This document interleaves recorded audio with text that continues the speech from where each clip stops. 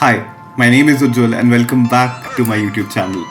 I know it's been a long time since the last video came out here, approximately 6 months ago, but I really wanted to come back and start making quality content once again.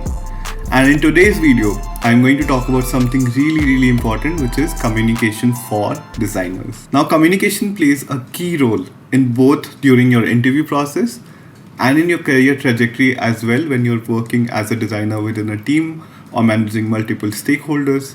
So we're going to break that down in the video today on how you can get better at communicating with people around you.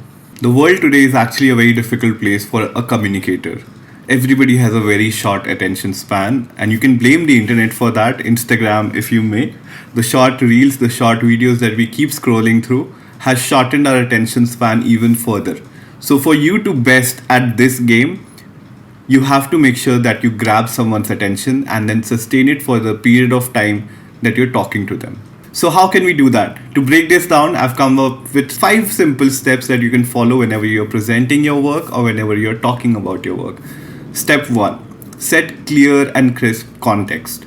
So whenever you're presenting your work or whenever you're talking about a problem, you need to set the context of why and what you're doing. So if let's say you're presenting a design solution, you need to talk about who the users are, what problem of those users are you trying to solve, and why is it important to solve that problem. If you're able to answer these 3 questions just at the start of the meeting or start of an interview, you will be able to get the person hooked on to why he should be listening to you. Here, one of the important things to note is that you should be convinced that the solution that you're presenting is something that you're confident about.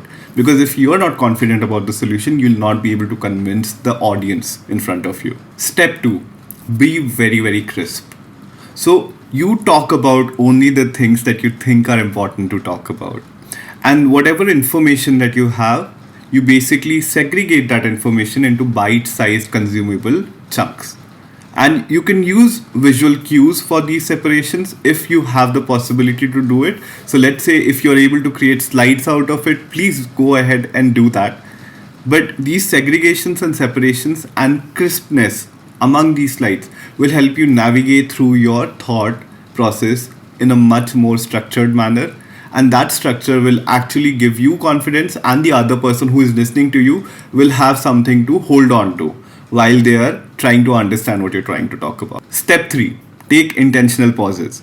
So whenever we are in a situation where we are in an interview or we are presenting to key stakeholders, we may get tensed and we may continue to speak for a very long duration of time without taking any pauses.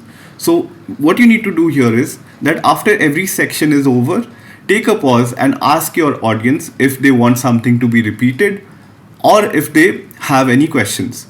Now this will do 2 things. This will obviously engage the audience, and the other thing, it will break the monotony of you speaking continuously at a length of time. And in some cases where that answer to the questions is really long, you basically politely ask or tell them that you will answer it at the end of this presentation or at the end of when you are done speaking. And you have to be very polite while you do that. Step 4, lead the conversation. So you have a thought sequence. You have thought that this is the sequence in which you're going to talk about each and every topic that you've thought about. Now follow that sequence.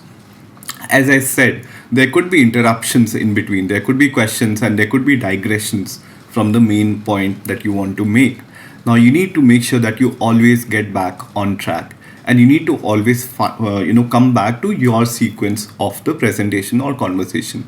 What that will do is that will keep you more confident, because basically you're sticking to your plan. The way that you thought that this conversation should lead, that's exactly how it's leading. So always come back on track. Step 5, and this is an additional point that I would want all of you to do, is have great design and business vocabulary. So design vocabulary can come from watching videos of other designers or speaking with other designers or engaging within the design community. But the business vocabulary will come from knowing the business, and that you can gain from doing user research on whatever subject that you're talking about. So if you're going to have more business acumen, you will be talking more confidently, and this organic knowledge of business will come into your conversations as well. So whenever you're talking to any kind of stakeholder, that person will understand that this person is coming from knowledge. He's not just coming from a surface level information. He actually has knowledge about that subject. So this basically instills confidence in you, and you end up speaking a lot better. So that's it for this video, and I hope you liked some of these tips. If you have any thoughts around this, please drop down in the comment section. And here, I have another announcement. I am now available for one-on-one sessions on my TopMate account. I'll put the link down in the description. You can check it out, and I'm running some discounts there. And subscribe to this channel if you haven't already. I'll be making more such content in the future.